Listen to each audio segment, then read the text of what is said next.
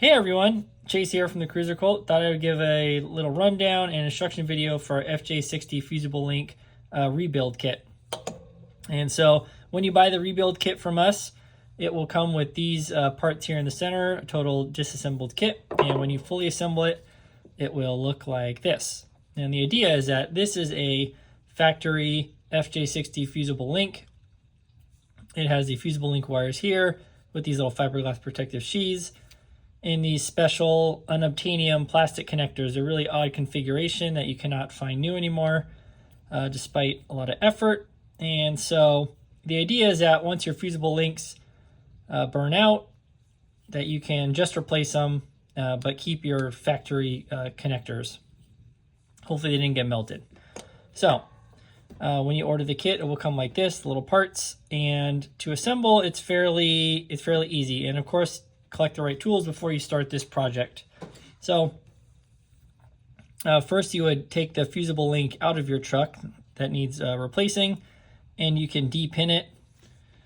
And there are little slots like right there or on this side. See these little extra indentations here? It's like a flat slot in this extra indentation.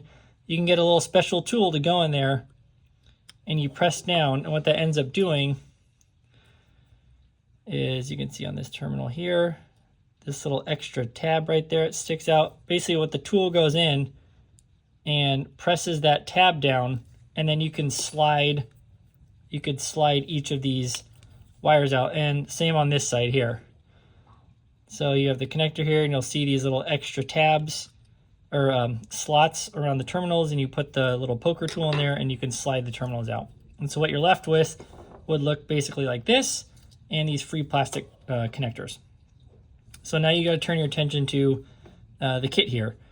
So you first, of course, you want to make sure you have a nice pair of crimpers on hand. I really recommend these ratcheting crimpers. There's lots just like them. I get them from Amazon, get them for about 30 bucks, and I use them all the time. They're fantastic. Next, you'll need some wire strippers. These are some really common ones. They work really well. If you do a lot of electrical work like I do, especially on FJ62, this wire stripper is fantastic. This Nipex from Germany. You can set the depth you want to strip the wire, and basically you can just insert the wire, strip it like this, bam, done. So when you start doing lots of wires, these are really fast. But if you're just kind of an occasional repair job, this is perfect right here. So you have your parts. What I'd recommend is, at least on one side, you would insert the wire into the seals here. Sometimes if it's cold outside, it puts up a little bit of a fight, and you can put a little silicone, sometimes it helps.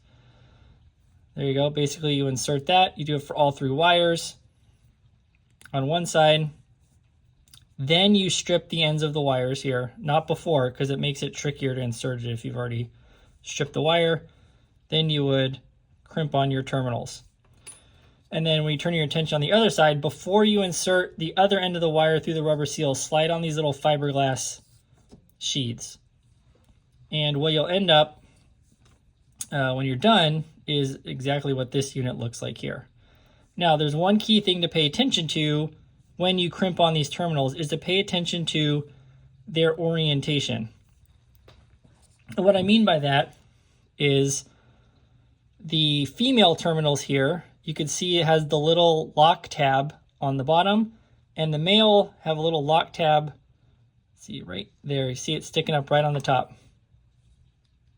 right there. And the female ones are below. You want those to be in this orientation. The male one goes up, the female one goes down. And you can see it's basically the same on these. This one's on this side, the female on this one goes the opposite way. You want to make sure those are all in the same, that orientation as you go around these wires. Then, once you have this set up, you basically should just be able to plug it into your existing plastic connectors. It's a really easy job. Just, a little bit of details here and there, but it's totally doable. We're always around to help answer questions. Yeah, hopefully everyone found this useful, feels a little more confident tackling this project if and when you need. Hopefully you don't ever have to and your fusible links don't ever burn out. But, you know, with old vehicles, stuff happens. So, yeah, cheers, everyone. Let us know how we can help if needed. And, yeah, we really appreciate all your support and everything. Cheers, everyone. Happy cruising.